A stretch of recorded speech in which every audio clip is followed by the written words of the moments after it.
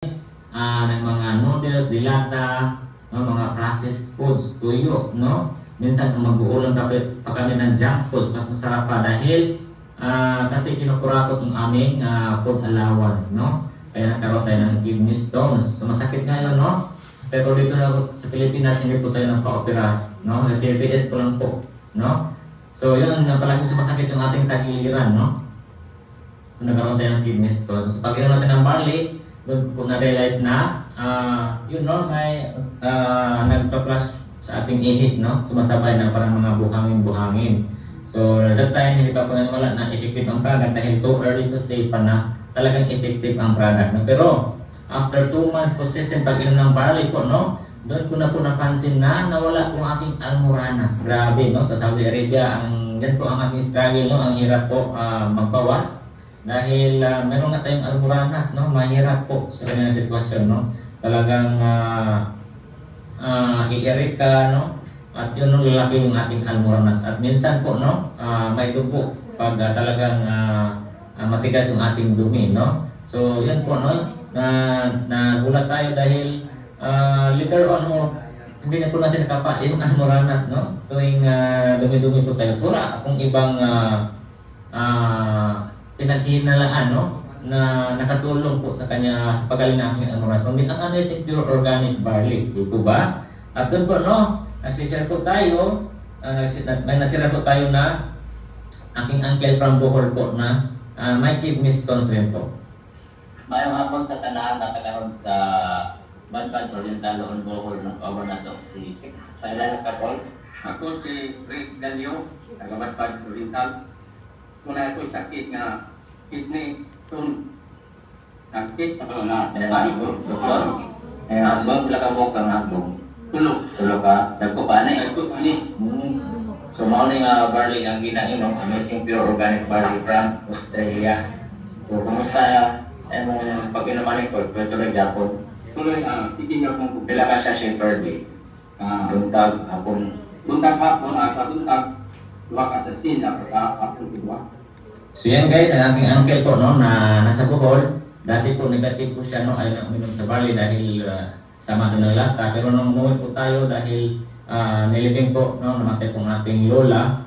So yun po, no, napainom po natin siya ng amazing pure organic barley. At yun, no, lumabas po ang kanyang mga kidney stones, no.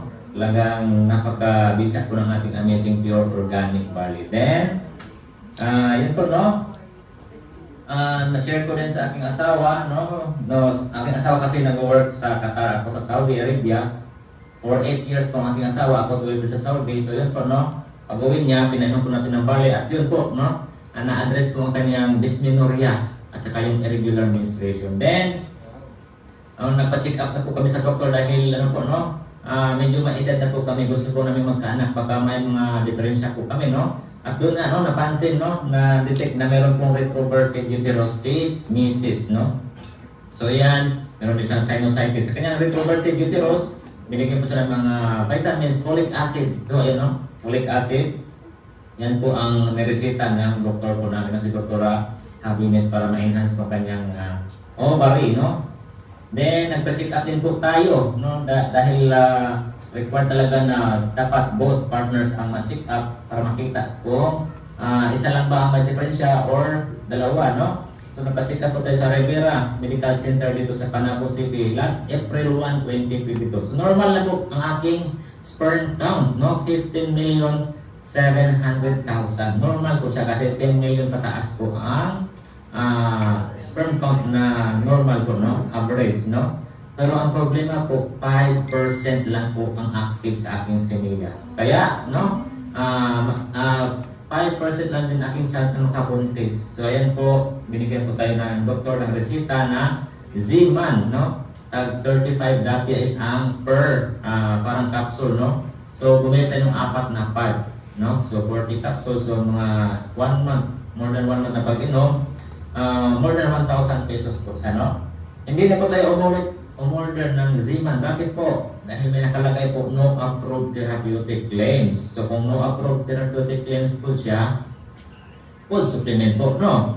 So si Dr. Happiness ay naniniwala sa food supplement na makakatulong po sa akin si Mia ma-enhance po. So why not, no? Mag-barley na lang po ako. Total, discounted na po ako lifetime, no? At marami pang benefits ang barley, hindi lang po sa similya. Ang daming benefits ng barley na pwedeng maibigay sa ating katawan, no?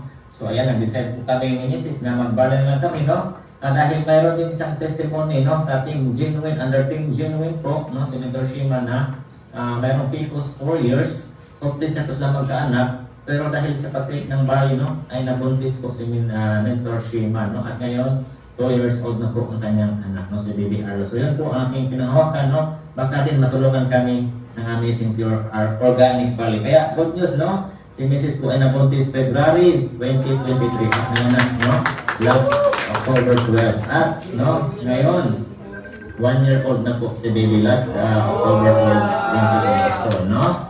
Pero before nag 1 year po mga mens, no, nakasakit po si Baby dahil pinakain po ni Mrs. ng ng itlog, nilagang itlog. Sinali po yung puti, no? So, hinalo sa kanin. Yun po pala, no? Hindi pala matunawan basta-basta ang bata, no? Lalo na hindi pa siya nag 1 year old. Hindi basta-basta matunawan ang bata sa itlog na puti. So, sabi ng doktor, dapat yung yellow lang yung kapakain kay Baby. So, yun, no? Nagkaano po si Baby, no? Hindi natunawan. Nagtatain, nagsusuka, no? Sa madaling araw. So, yun po, nag-alala po kami, no? Wala po kaming mapatungan dahil sarado po ang mga wala pong doktor, no, that times mga madaling araw para sa mga bata po, no. So yun, kinabukasan po, no, nag-ano po kami, nagpa-check up kay Baby at ang sabi ng doktor po, no, ay na-dehydrate, no, sa kasukan niya pagkatai, no. So ayan, hinangina po si Baby at nesta po siya ng oral rehydration salts, no, yung Pedialyte. Pero ayaw po inom ni Baby na Pedialyte, no? Siguro sama ng lasa, ayaw talaga inumin. Pero yun, no? Nakalala po kami kasi dahil ayaw inumin yung Pedialyte. So, bakit lang nakaisip natin na ipainom sa kanya yung Amazing Pure Organic Barley, no? Para ma-rehydrate po siya, no? At good news po, no? May inom na po si Baby ng barley. So, yan po ang advantage po pag pinainom po natin si Baby ng barley, no? Habang bata pa siya, no? Makasanay niya yung lasa. So, ayan po ang nakatulong po, no? Kay Baby, talaga walang lugi po dito sa Amazing Pure Organic Barley dahil pwede po lahat, no? Ma-pregnant, lactating moms, newborn baby, no? Pwede kay Amazing Pure Organic Barley. Diba? Thank you, Lord, no? At yun, no? Dahil marami talagang testimony under sa itong pamilya, no? Yun po, nag-umpisa po tayo mag-share sa ibang tao, no? So, masarap po mag-share dahil na-bless na po tayo sa product. Pag i-share po natin siya, magiging blessing din po tayo sa iba. So, doon po, nag-umpisa, no, na mag-share tayo sa hindi natin magkakilala, no? So, ayan po si Ate Mariel, no? Na taga Panabo City. So, yan, no? Ayan, thank you very much po, Mentor